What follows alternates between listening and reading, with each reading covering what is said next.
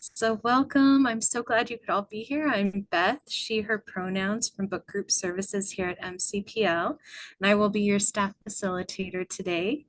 Some best practices for this program are we just ask that you stay muted during Doug's presentation, and feel free to put questions in the chat. I will be monitoring, and this will be recorded for archival purposes. For those of you that have checked out physical copies from the Booktalk collection, I will be monitoring your due dates, and please feel free to email me at booktalk@mymcpl.org if you have any questions. And I would love to introduce Doug Richardson of the National Park Service. Doug is in his 30th year with the National Park Service and has served at 8 national parks in 4 states. Almost 34 years ago, he decided to study history and history education in college, in part inspired by the writing of David McCullough. He has been at the Truman home since January 2017 and started developing programs with Mid-Continent weeks after his arrival. Truman was always his dream park, in part because of the book we are discussing today.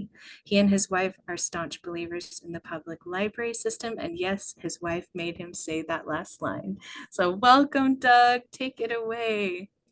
Thank you, Beth. Thank you, Mid-Continent Public Library. And my friends, thank you for being here today. It is a beautiful day here in Western Missouri. I know that there's a lot that you could be doing today on such a beautiful day, so that you are here really humbles me, and I know that it humbles Mid-Continent. So thank you for watching us. And if you are watching us later on the YouTube channel, we thank you for that as well. My name is Doug Richardson, and it is an honor to be here. If this is your first time dialing in this program, we are so glad that you are here. Please join and go back and watch the earlier sessions. We hope that you'll join us for the remaining sessions.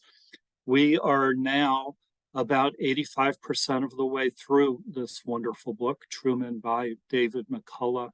And I am so honored that you have joined us for this journey. This program series is brought to you by Harry S. Truman National Historic Site, which is a unit of the National Park Service, and Mid-Continent Public Library. The library system meant a lot to President and Mrs. Truman. Books were certainly a central part of the Truman's lives. So I would like to think that they would certainly have loved to have been part of this program series.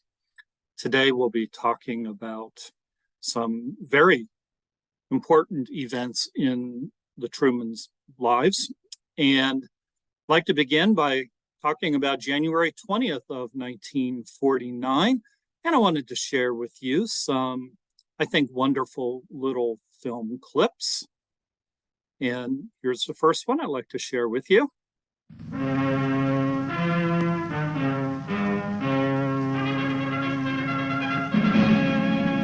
Washington awaits the crowning moment of its greatest inaugural celebration. Sound coming through okay, Beth? Well over 1 million spectators crowded every vantage point as President Truman drove in state to the Capitol, and Washington gave him a hero's welcome.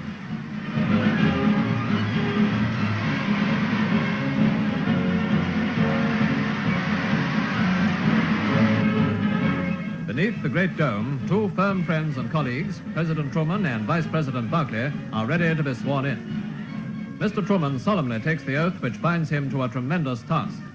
That I will faithfully execute the office of President of the United States. The new term of office had officially begun, and now the city turned to carnival mood as the president led a big parade. Mr. Truman's old army comrades of World War I formed a guard of honor for the man they still call Captain.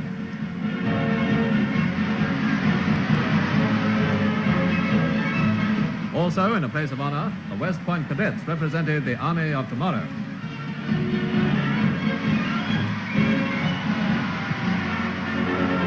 From the saluting base, the president watched the rest of a 7-mile-long procession, a moving panorama of American life. Loyal supporters and political opponents alike joined in a national salute to the former Missouri farm boy who became first citizen of the USA. In Harry Truman, Americans put their trust for the 4 years to come.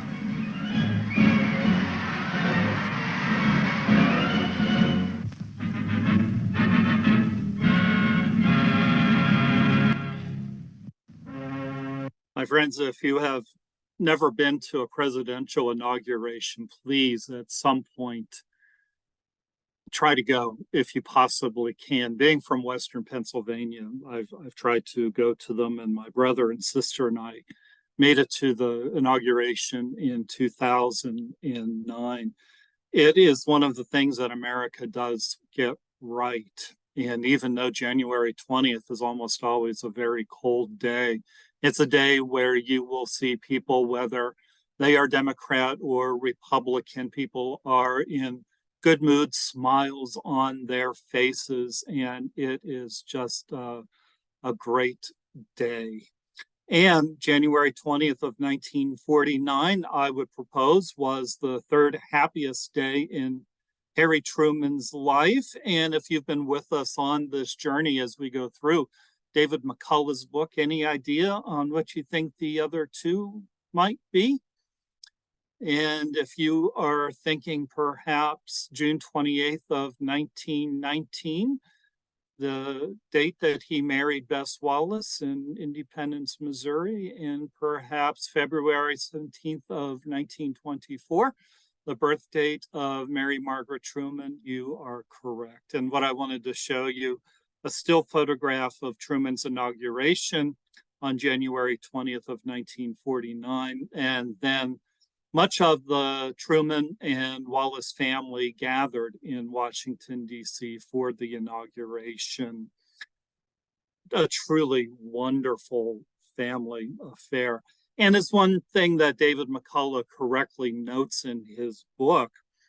As we talked about last time, the 80th Congress, as did the pollsters and so many in the media and so many citizens in the Republican Party, they were so confident, the 80th Congress, they were so confident that Governor Dewey of New York was going to win the 1948 election, that the 80th Congress appropriated the money in anticipation of Governor Dewey winning the election.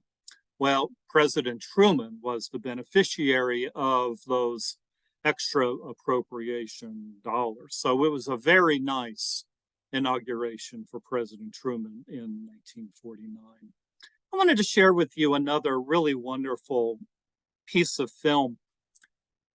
A few years ago, the Truman Library in Independence, Missouri, embarked on a wonderful project of digitizing a bunch of film clips that otherwise would have been lost. The Truman Library, they were really racing the clock to save some of these wonderful film clips that, again, otherwise would have been lost.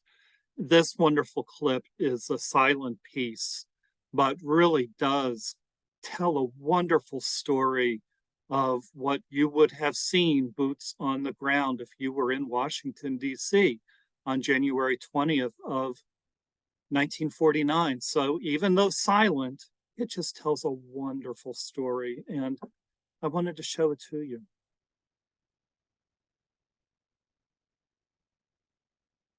And McCullough so wonderfully describes the air flotilla in the sky and Truman's old colleagues with the 35th Division and the 129th Field Artillery accompanying their old commander from World War I. And the parades proceeding down in front of Truman, and the parades and the floats, and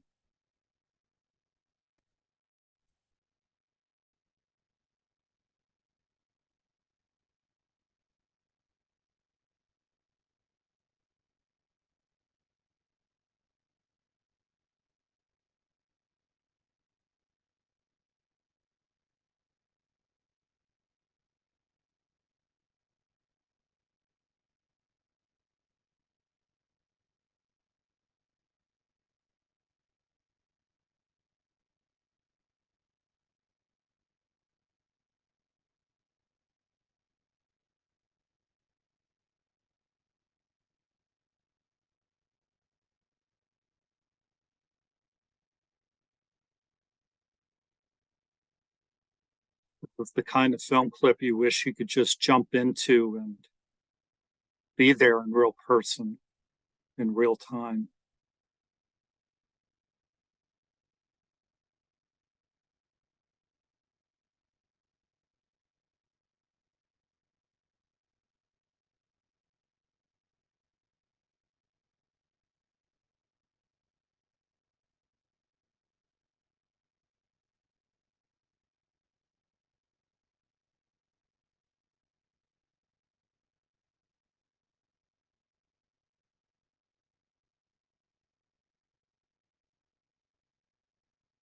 Hey, look at the floats. Could you imagine the amount of hard work that went into making these beautiful floats?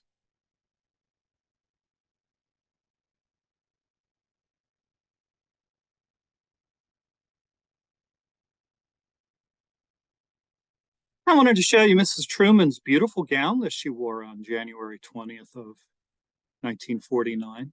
I really struggled to find a color photograph of her in her inaugural gown.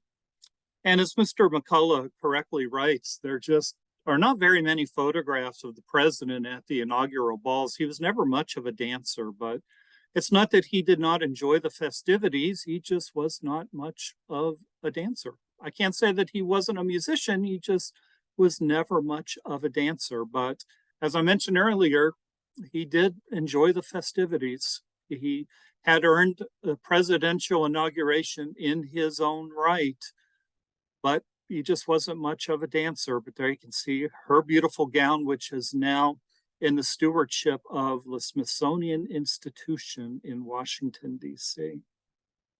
Now, as we alluded to last time, the White House was showing some serious problems. And the problems with the White House actually went back to the days after the War of 1812, when the British burned the White House in the Reconstruction. And it's sort of fair to say that almost every president contributed knowingly or unknowingly to the problems that plagued the White House, whether it be with wiring or additions to the White House, structural additions, and again, wiring, whether it be a new window or whatever the case may be, or in some circumstances, the addition of a new floor. And when the Trumans moved in after Mrs. Roosevelt moved out, it was in relatively short order that they realized that there were some problems with the White House. But it was when the legs of one of the pianos in the White House fell through one of the floors that they realized that the problems were more significant than they realized. I remember being a very young boy and seeing the photograph that you see there on the left absolutely captivated me, seeing these pieces of heavy equipment, a dump truck and a dozer, a land mover inside of the White House, and trying to imagine.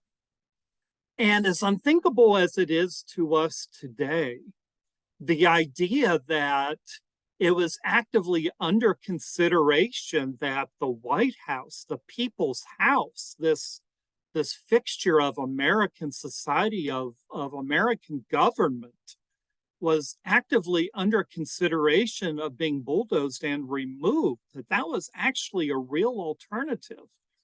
Harry Truman saved the White House. And so every president since can thank Harry Truman for saving the White House. And I wanted to share just a little film clip that features somebody very special, somebody very near and dear to our hearts, and somebody very near and dear to President and Mrs. Truman, who tells the story very well. I'm lucky in my ancestry that I'm related to a president who's not only a good president, but also had a good sense of humor and good common sense. Grandpa was an accomplished classical pianist. When you are Harry Truman's grandson, you take piano lessons. And it was during one of these sessions that my mother told me the story of her piano in the White House.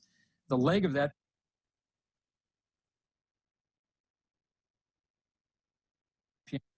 piano punched through the floor of her sitting room into the family dining room below. And that's the first I heard of the condition that the White House was in 1945.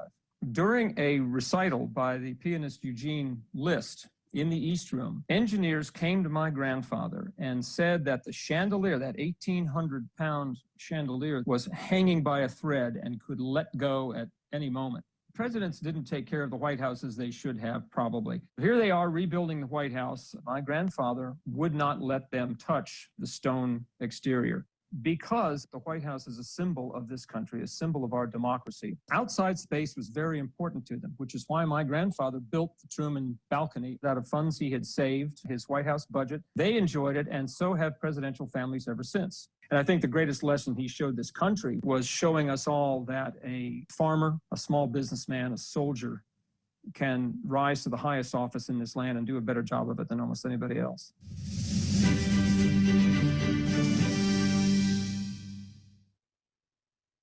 And Clifton Truman Daniel is the first grandson of Harry and Bess Wallace Truman, the first son of Margaret Truman Daniel and Clifton Daniel, a good friend of the Truman home, the Truman Library, a genuine good egg.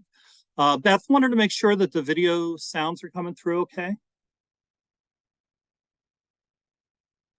Yes, they're perfect. Good deal, good deal. And everybody, if you ever get a chance to come to Independence and meet Clifton Truman Daniel, he is just a wonderful steward of the Truman story. He is also frequently out on the road doing performances of his grandfather. He has adopted doing the show Give 'Em Hell, Harry. And again, he is just a wonderful steward of his grandparents' story. So we are very proud to call him a friend.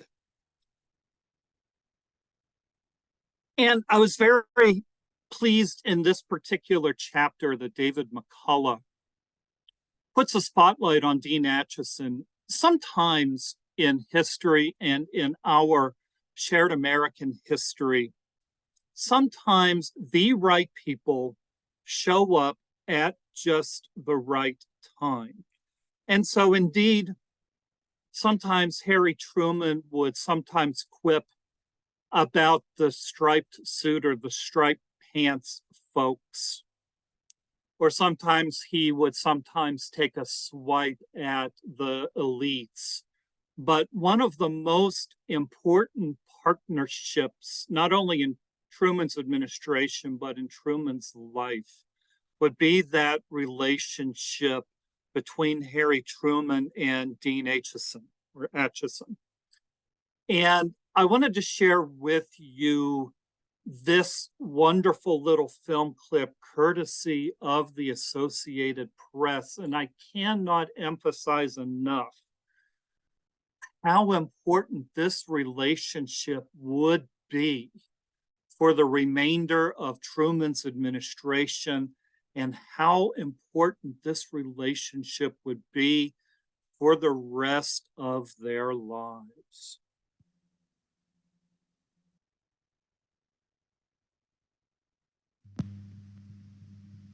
Begins a little silently, but we'll start here in a second.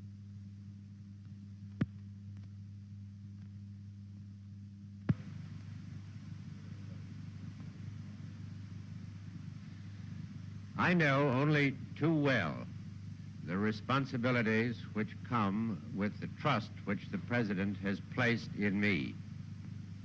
There is, I think, a text which applies to my situation, one that Secretary Stimson was fond of quoting. It is from the second book of Kings. It reads, "Let not him that buckleth on the harness boast himself as he that putteth it off."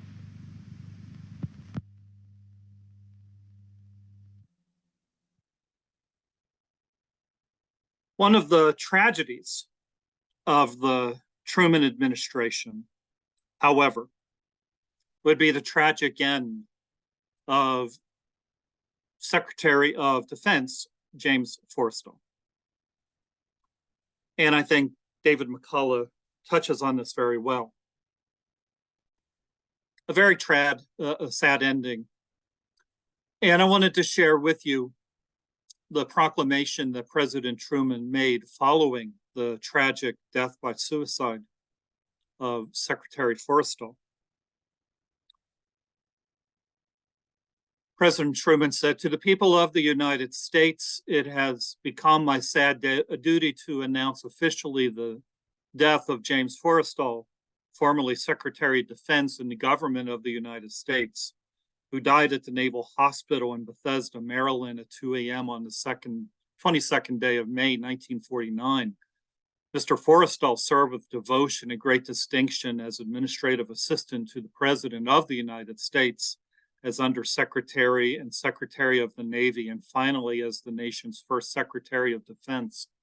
He exhausted his strength by his unremitting labors and the burdensome duties of these offices during the war in the critical years which have followed the end of hostilities. His tragic death came as a shock to his friends and a great loss to the people of the United States, whom he had served so well and faithfully. As a mark of respect to Mr. Forrestal's memory, it is hereby ordered that the national flag be lowered at half-mast upon all public buildings and at all forts and military posts and naval stations and on all vessels of the United States until after the funeral shall have taken place." Sometimes I think history forgets what a difficult and what an overwhelming job Secretary Forrestal had after the end of the Second World War with the transition and the coordinating of all of the branches of the armed forces into the coordination of the Defense Department. The bureaucracy that was involved, and yes, there were politics involved and the personalities involved. That was a hard job, an incredibly hard job. And probably, other than President Truman, no other person in the government at that time had a harder job. And it was just a very, very difficult job that he had. So a very, very, very tragic end to a most notable public service life. Here in 2023, the world is still wrestling with the effects of what happened in China and the revolution in China from 1949. What happened? Well, I'd really like to encourage all of you to take a moment and read a really fascinating document that Secretary Atchison's Department of State published in the summer of 1949 called the China White Paper. And I put a link to a copy of Volume 1, which really has sort of the meat and potatoes of the China White Paper. It's housed on archive.org. And what the China White Paper tried to do was try to, in hindsight, explain the administration's stance. And I tried to pick one of the most significant paragraphs from it. The unfortunate but inescapable fact is that the ominous result of the civil war in China was beyond the control of the government of the United States. Nothing that this country did or could have done within the reasonable limits of its capabilities could have changed the result. Nothing that was left undone by this country has contributed to it. So in the decades that have passed since the Truman administration, as the Truman administration has been assessed and reassessed by historians and lay people alike, the successes and the failures, China frequently comes up on the list, usually near the top of the list, as one of the failures of the Truman administration. And I have noticed more and more recently that people are talking more about the China white paper and discussing it as a very interesting piece of propaganda. So I'd really encourage you to take a look at this. So I put that link to archive.org and really encourage everybody to take a look at it. It's such a very interesting piece from 1949. And now for something a little different and something a little fun. You might remember from almost the middle of the first chapter of today's assignment when Truman wrote a wonderful little piece about what it was like to live in the White House. The first families who live in a White House, they come and go, whether they live there for one term or two terms, or unfortunately in the case of a death, perhaps a little less than a term or so. Well,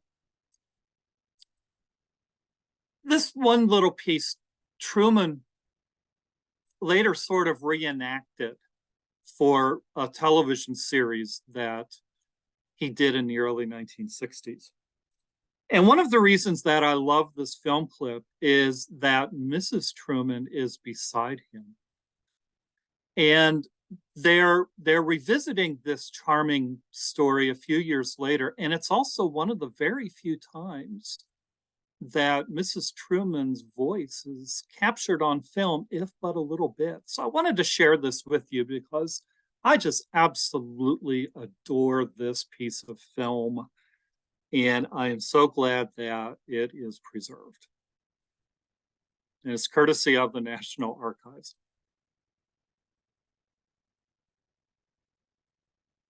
When you live in the White House, you live pretty high. Sometimes I would have dinner alone, and I'll describe it to you. First, the head butler, Fields, a great big 200-pounder and a fine-looking man, a very fine person, would come in and say, very seriously, "Mr. President, dinner is served." I'd walk into the dining room. Barnett, another of the butlers, was one of my servants too. Barnett in tails and a tie would pull out my chair and push me up to the table. And he looked very, very, very much like the pictures you see of butlers in these high-hat houses. Brings me a fruit cup. Barnett takes away the empty cup. Fields brings me a plate. Barnett brings me a tenderloin. Fields brings me an asparagus. Barnett brings me carrots and beets. I have to eat alone and in silence in a candle-lit room. When she don't believe I was getting service, she never saw any. I ring, and Barnett takes the plate away and the butter plates. And Fields comes in with a napkin and silver crumb tray. There are no crumbs, but Fields had to brush them off the table anyway. Barnett brings me a plate with a finger bowl and a doily on it. I remove the finger bowl and the doily, and John puts a glass saucer and a little bowl on a plate. Barnett brings me some chocolate custard. Fields brings me a demi-tasse. At home, that's a little cup of coffee with about 2 cups in it. And my dinner's over. I take a hand bath in a bowl and go back to work. And what a life that was. Maybe your dinner tonight will be something like that. What do you think? I just love that piece of film. Now, over the last few years, particularly with what we see almost every night on the news, we hear the North Atlantic Treaty Organization being mentioned quite frequently. And actually, just a few weeks ago, we heard of another nation being admitted to the North Atlantic Treaty Organization. There's another creation of the Truman administration in that post-World War II world. And another legacy of Harry Truman. We are still living in his world. He's still relevant to us. The United States, I started too soon. The United States then began a program of military assistance, acting under Article 3 of the treaty, to maintain and develop their collective capacity to resist armed attack by a system of mutual help. This aid, by the end of the fiscal year 1959, amounted to over $10 billion. In the preamble, the signatories reaffirmed their faith in the purposes and principles of the United Nations and pledged themselves to refrain from the threat of force in any manner inconsistent with the aims of the United Nations. The signatories are the United States, Canada, Great Britain, France, Belgium, the Netherlands, Luxembourg, Norway, Denmark, Iceland, Italy, and Portugal.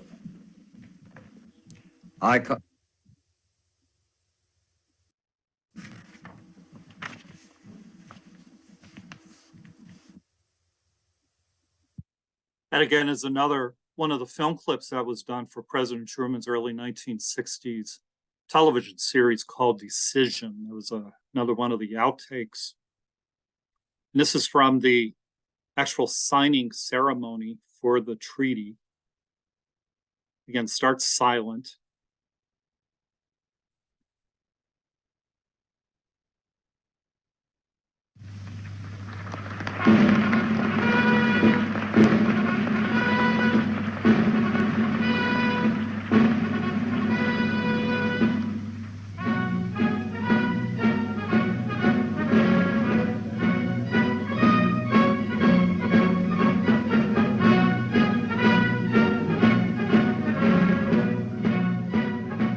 For us, war is not inevitable. We do not believe that there are blind tides of history which sweep men one way or another. In our own time, we've seen brave men overcome obstacles that seemed insurmountable and forces that seemed overwhelming. Men with courage and vision can still determine their own destiny. They can choose slavery or freedom, war or peace. I have no doubt which they will choose. The treaty we are signing here today is evidence of the path they will follow. If there is anything certain today, if there is anything inevitable in the future, it is the will of the people of the world for freedom and for peace.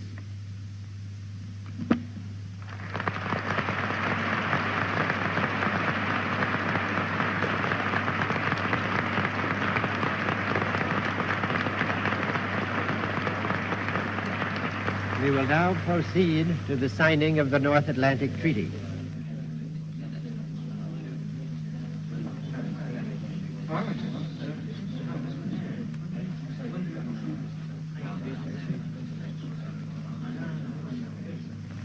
The treaty shall enter into force between the states which have ratified it, as the ratifications of the majority of the signatories, including the ratifications of Belgium, Canada, France, Luxembourg, the Netherlands, the United Kingdom, and the United States, have been deposited. And that is courtesy of NATO. The United States. Oh. And if all of this isn't enough, McCarthyism is beginning. I never thought I'd live to see the day when anyone, even including Nixon, would accuse me of coddling communists and helping a communist conspiracy to overthrow the government of the United States. If you haven't seen a wonderful documentary that was on PBS a few years ago called McCarthy, I really recommend that you take a look at it. I often wonder what President Truman thought about McCarthy in terms of an equation. Was he thinking about this situation about McCarthy personally? Was he thinking about McCarthy because, or perhaps through the perspective of McCarthy as a United States senator, or what was the prism mostly through which Harry Truman was thinking about all of this? But I chose a few moments of the PBS special on McCarthy to just give you an idea of what Americans were, of how Americans were introduced to this whole story. Every Lincoln's birthday, the Republican Party holds its special Lincoln Day dinners addressed by a major politician if they can get one. As Republicans are celebrating in 1950, their big guns are being sent to Chicago and New York and Los Angeles. And you can get an idea of what Joe McCarthy's status at that moment was, that they sent him to the Women's Republican Club in Wheeling, West Virginia. And no offense to Wheeling, West Virginia, the person who gets sent there to talk is the person at the bottom of the totem pole. Joe McCarthy's Senate career from 1946 until 1950 is one of repeated failure. No one is expecting him to win re-election. So what is most extraordinary here is that the most important speech in some ways of that generation is given in a place where there is a sense by the people who sent him there that nobody really cares what he has to say or is going to listen very hard. The expectation was that McCarthy was going to give a standard boilerplate speech that you give to Republican constituency. In Wheeling, West Virginia, they really weren't sending him there to make headlines. He comes out and says that there are 205 communists in the State Department. Well, that's electrifying. It's so electrifying that people are almost distracted from the question of who these communists are, whether they actually exist, why does McCarthy know this and other people don't? It's, in a way, a kind of brilliant speech.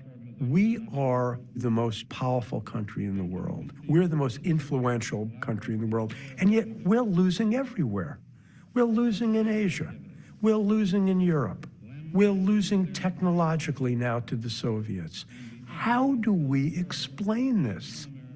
And what McCarthy does in Wheeling is to explain it by waving a list saying, we are being sold out by traitors.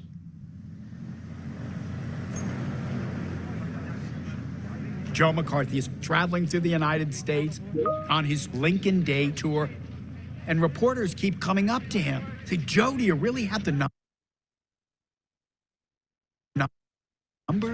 Are there really that many communists?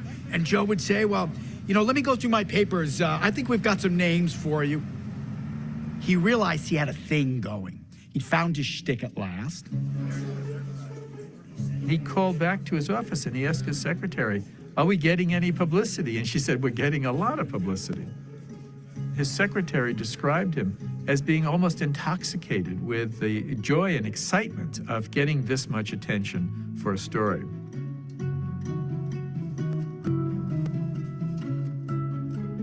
What is really interesting about Wheeling is that it takes a while for it to sink in. Once the attention starts to mount, the public really began to sort of link on to the fact that, oh my God, this guy's done his research. This guy has names, this guy has numbers. He has really gone in and scrupulously looked for information. He's doing research. McCarthy had no list in his hand. He had nothing in his hand. And it was a fraud.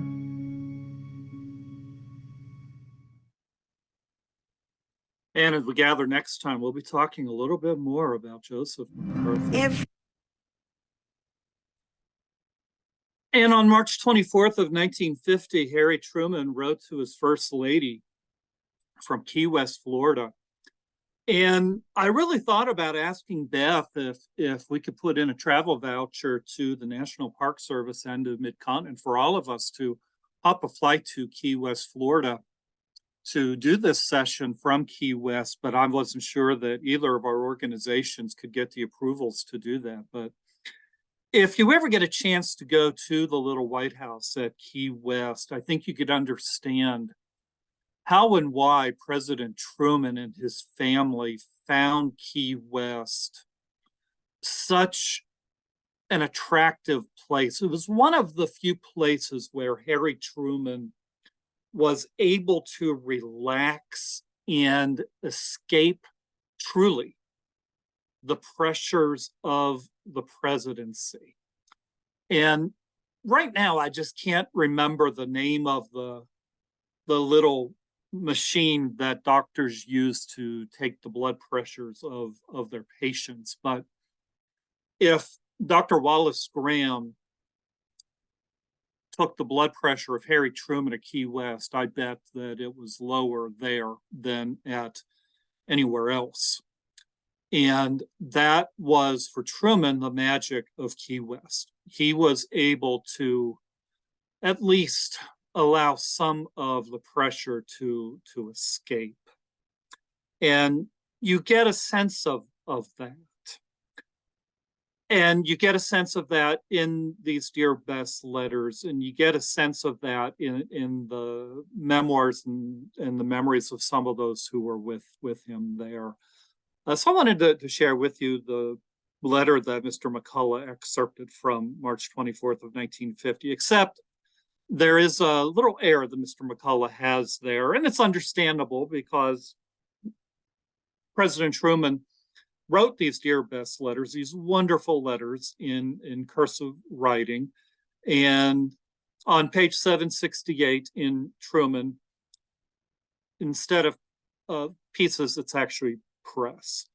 But that's understandable. I mean, even today, sometimes people, we have a hard time reading handwriting. It's sort of a lost art. But with these handwritten letters, you know, these are all on the website of the Harry S. Truman Presidential Library and Museum, and they are all available for you at the Truman Library in the research room. And again, if you ever get a chance to go to the little White House in Key West, Florida, I think you'll understand why Harry Truman and his family absolutely loved being there. In his second term, President Truman also got a relatively modest pay raise. He went from $75,000 a year to $100,000 a year, but also notice his tax rate. He paid a tax rate of about $45,300. So that's a little less than 50% tax rate. But again, he did get a raise for that second term. Now, today, the salary of the President of the United States is $400,000 a year. Now, in addition to President Truman's $100,000 a year salary, there was an account for some expenses and for travel. Now, when we get into the last chapter of Truman, we'll be talking about the president's retirement. So we'll have I think it's a very interesting discussion as to President Truman's financial status and what we know and what we don't know about what his financial status was when he left the White House. But in terms of what we do have, we are fortunate in that we do have access to President Truman's tax returns, for most of them going all the way back to the 1920s. Well, June 24th of 1950, in the evening, a phone rang at 219 North Delaware Street in Independence, Missouri. And I wanted to share with you a firsthand account of that happening by a friend of ours, a friend of mine, the last surviving person who could call 219 North Delaware Street home, our good friend David Wallace. David Wallace's father, Fred Wallace, was Bess Wallace Truman's brother, her youngest brother. David Wallace happened to be summering at 219 North Delaware Street, and I pulled this quote from a wonderful, charming, relatively new book that Mr. Wallace just published not too long ago. And he wrote, "For me, June 24th, 1950 started off more or less like any other day of my summers in Independence. I was reading in the parlor, and Uncle Harry and Aunt Bess were in the adjoining den when about 9 p.m. the phone rang. After it had rung a few times, my aunt shouted, 'David, can you get that?' So I hustled over and burrowed through the coats hanging above it to find the phone and answered it. 'Is the president there?' a clipped voice answered. 'Yes, who's calling?' I asked. 'Tell him it's Secretary Atchison.'" What Mr. Wallace doesn't mention is that the phone was probably some type of a scrambler phone. What we don't really know is what kind of a scrambler phone it was. I really recommend, if you get a chance, to find a copy of David Wallace's book. I called him Uncle Harry, growing up in the Truman Wallace household. I think it's a mesmerizing book.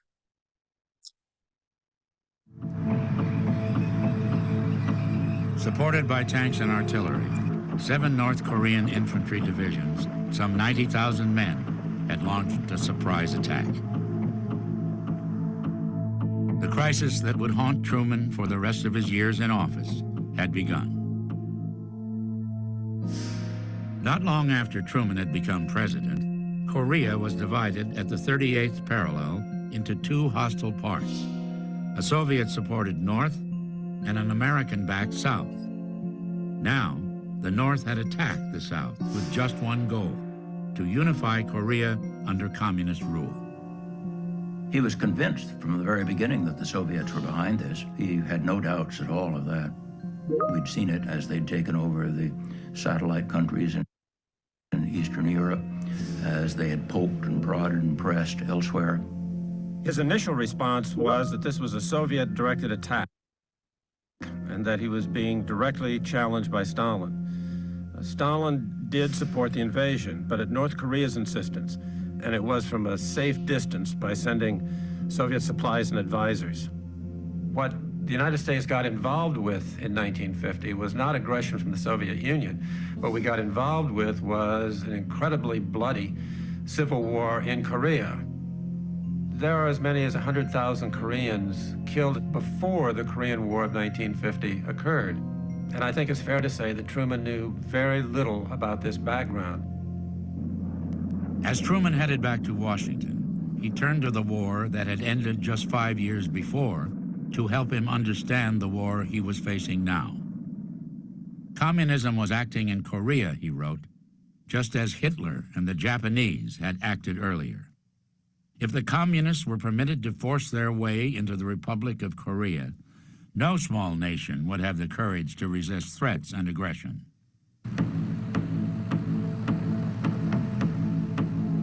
As his plane touched down at National Airport, the president appeared grim. By God, he would tell his advisors, "I'm going to let them have it." That same evening, Truman authorized weapons and supplies to reinforce the South Koreans.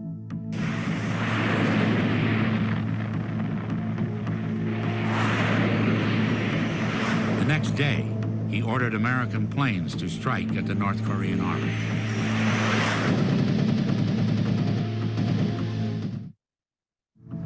Many of you on the call with me today, you might have had family involved.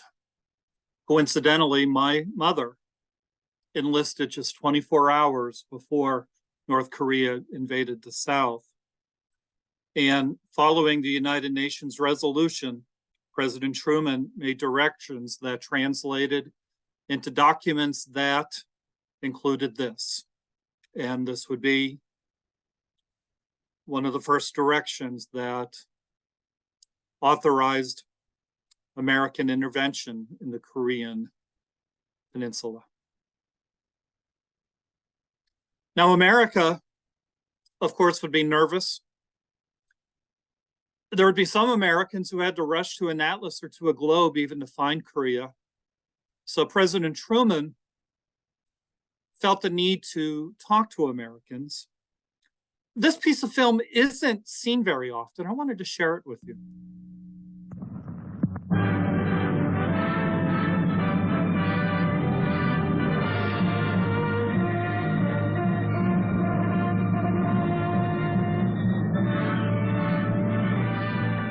On Sunday, June 25th, communist forces attacked the Republic of Korea. This attack has made it clear beyond all doubt that the international communist movement is willing to use armed invasion to conquer independent nations. An act of aggression such as this, it creates a very real danger to the security of all free nations.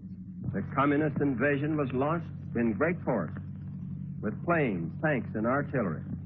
The size of the attack and the speed with which it was followed up make it perfectly plain that it had been plotted long in advance. 52 of the 59 countries which are members of the United Nations have given their support to the action taken by the Security Council to restore peace in Korea. Under the flag of the United Nations, a unified command has been established for all forces of the members of the United Nations fighting in Korea. General Douglas MacArthur is the commander of this combined force. The prompt action of the United Nations to put down lawless aggression and the prompt response to this action by free peoples all over the world will stand as a landmark in mankind's long search for a rule of law among nations. We know that it will take a hard, tough fight to halt the invasion, to drive the communists back. The invaders have been provided with enough equipment and supplies for a long campaign. They overwhelmed the lightly armed defense forces of the Korean Republic in the first days and drove southward. Now, not all Americans were anxious to get into another fight. We were only just a few years removed from World War II, remember. One of those who wrote to the White House to urge President Truman to take caution was Miss Carolyn Aquino of Oak Park, Illinois, who urged President Truman, let us talk before we fight. Let us negotiate before we use knuckles. So after rereading that letter while preparing for today, I wondered, how would I have felt if I were in her shoes in 1950? And I wondered how my mother felt, being that she had enlisted just 24 hours before the big events happened. And then just a few months after, President Truman made the famous trip to Wake Island to meet with Douglas MacArthur, and this famous photograph was taken. I've seen this photograph hundreds of times, if not more, and I often wonder just what exactly they talked about. So much of it went unrecorded. And in this particular instance, I just often wonder. I often wonder. We may never know. November 1st, 1950, President Mrs. Truman's mother, living in Blair House. The White House is still undergoing a renovation and reconstruction. Puerto Rican nationalists stormed Blair House, and there was an assassination attempt on President Truman using the guns that you see there on the left. And a White House police officer, Leslie Kofelt, was killed. President Truman stepped to the window and was very much at risk of being killed before he was order to get back. I can only imagine what Mrs. Truman thought and felt after hearing what had happened. We don't know to what extent Mrs. Truman's mother knew. She would have been a little over 88 years old at the time. Now, shortly after this happened, President Truman proceeded to go to Arlington National Cemetery, but the protection of the Truman family increased quite significantly after this, as did for future presidents. Their world changed after this. November 30th of 1950, a disastrous press conference. An excerpt from this press conference talking about the Korean situation. A reporter asked, "Will that include the atomic bomb?" And the president said, "That includes every weapon that I have." "Mr. President, you said every weapon that we have. Does that mean there is active consideration of the use of the atomic bomb?" President Truman said, there has always been active consideration of its use. I don't want to see it used. It is a terrible weapon, and it should not be used on innocent men, women, and children who have nothing whatever to do with this military aggression. That happens when it is used. Very quickly, the press seizes on these words, and the stress of having to use a modern word, spin this story, this disastrous press conference, falls upon the shoulders of Truman's press secretary, Charles Ross, a childhood friend of Harry and Bess Wallace Truman. They had gone through school together. Charles Ross was the valedictorian of Independence High School, class of 1901, valedictorian. And in their high school class of 1901, the graduating class, he is in that class photograph in the bottom left photograph. So in that class photograph, there was a future president of the United States, his first lady, and that president's press secretary. Well, Charles Ross gave up a lucrative job as a reporter, a Pulitzer Prize winning reporter, a good paying job, and became Truman's press secretary, a stressful job. He did smoke heavily. Well, shortly after this disastrous press conference, as you read in McCullough, Charles Ross dropped dead in the White House. It devastated the Truman family. Charles Ross died December 5th, 1950, in the White House. Devastated the family, of course, devastated the Ross family. Truman's lost a friend, not just a press secretary. They lost a very dear friend. The next day came a world famous story. Mr. and Mrs. Truman's daughter, the lovely Margaret Truman, gave a concert. And one of the reporters, a fellow by the name of Paul Hume, wrote a review of Margaret Truman's concert, and it wasn't the most kind review in the world. President Truman read this review and wrote this letter. I could not put a copy of the actual letter on this presentation to you today because it is owned by a private individual, but I put a transcript up. And it is perhaps the most famous letter that Harry Truman ever wrote, December 6th of 1950. Mr. Hume, I've just read your lousy review of Margaret's concert. I've come to the conclusion that you are an 8-ulcer man on 4-ulcer pay.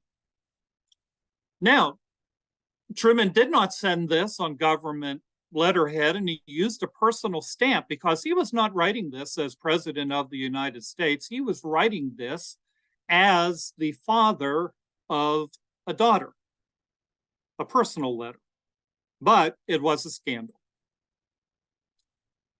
But as Truman told the people in the mailroom, just watch, I'll get the support of fathers and people everywhere. And the scandal died down after a few days, and yeah, he got a lot of supporting letters. He got some not so supporting letters, but a lot of fathers said, yeah, I would do the same thing if somebody attacked my daughter. But this probably is the most famous letter that Harry Truman ever wrote. But he also received all sort of letters too. In Truman's desk, in his office at the Truman Library, after President Truman died in 1972, archivists found this, a Purple Heart, and a note that Truman received at some point, a Purple Heart received from the family of a soldier who died during the Korean War. I can only imagine how receiving this affected Harry Truman, knowing that he was the commander-in-chief who ordered this young soldier to go to war, a soldier who lost his life in the Korean War. Truman, the one who gave the order. April 6th of 1951, in Truman's diary, Truman reflected upon a decision that he was going to have to make about Douglas MacArthur. In Truman's mind, it wasn't a hard decision at all. MacArthur shoots another political bomb. To Truman, it was an easy decision. He was insubordinate and had to go. But I would like to know what your feelings of this are. This is the actual proposed order to General MacArthur. I deeply regret that it becomes my duty as President and Commander-in-Chief of the United States Military Forces to replace you as Supreme Commander, Allied Powers Commander-in-Chief, United Nations Command. You will turn over your commands effective at once to the Lieutenant General Matthew Ridgway. In the chat, if you would like, I'd be very interested to see and hear your thoughts as to whether or not you think Truman was right and justified in his dismissal of General MacArthur. There is no right or wrong answer. Please know that.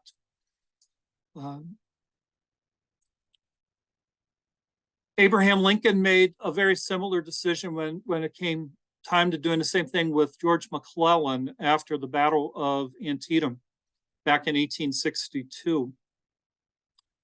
When Truman made the decision with MacArthur back in 1951, of course, as you read, and as some of you may remember, or others may have told you, it was such a firestorm that there were actually articles of impeachment filed against him. But for the rest of his life, Truman maintained that it was the right decision. But I'd be very interested to see what your thoughts are on this, if you would like to share them. But I'd like to share with you a brief piece of film on what Truman felt about this.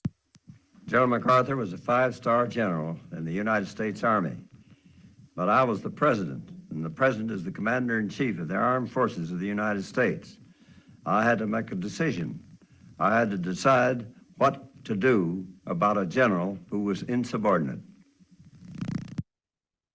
And that piece of film is not all that long. It's just about 15 seconds, but I think if Truman were here, he would say that's all you really need to know, that in Truman's mind, it was just that simple, that the control of the military is in civilians' hands, that he was commander-in-chief. He had a decision to make, and he made it.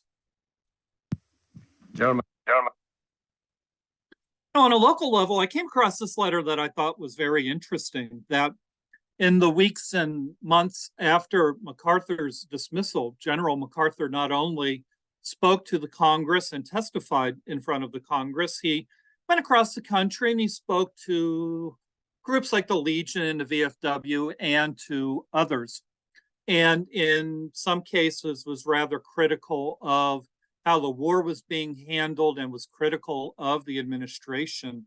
And a gentleman by the name of Tom G-O-E, I'm assuming that is pronounced Go, from Kansas City, Missouri, wrote to the White House saying to the White House that he felt that the White House should sort of put a muzzle on General MacArthur, who was technically still a general, saying that the White House should sort of muzzle him, saying that it wasn't in the best interest of the United States to have a general going around criticizing the government and criticizing the war effort.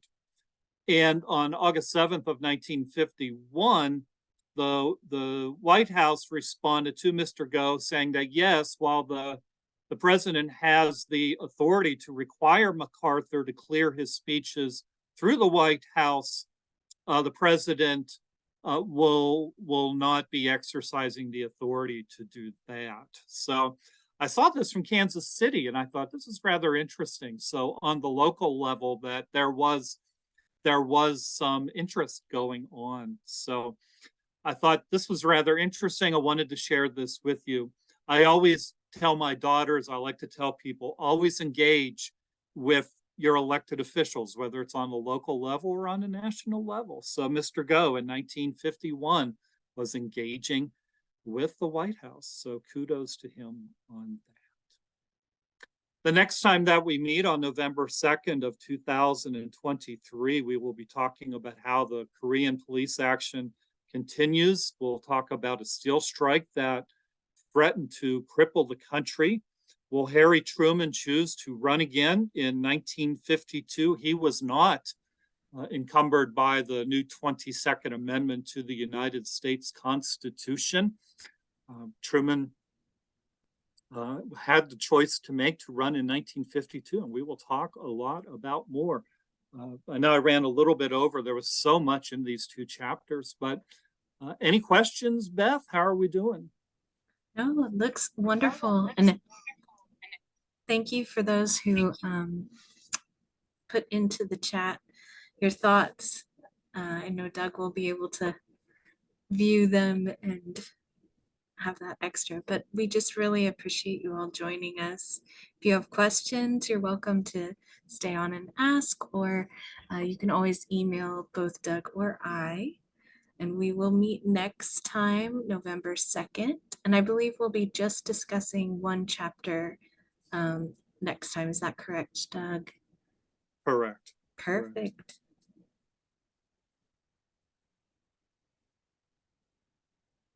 Oh, and someone's asking, any luck on getting someone to read lips on some of those tapes we looked at earlier? I have been looking into that, absolutely. And I've been I saw a class on how to do that. So I'm looking into that for myself. Yeah. Somebody has here a wedding date for Margaret Truman and Clifton Daniel, April 21st, 1956. That was, there's a wonderful edition of Life magazine. That was the same year that Grace Kelly got married. And Margaret Truman actually got more press than Grace Kelly when she got married. I love that. And thank you. Somebody put in there, please forgive me if I pronounce this wrong, sphygmomanometer, the blood pressure machine, sphygmomanometer. That'd be a great Scrabble word. It would. So brilliant. So if you're signing off, thank you so much. We'll see you next time.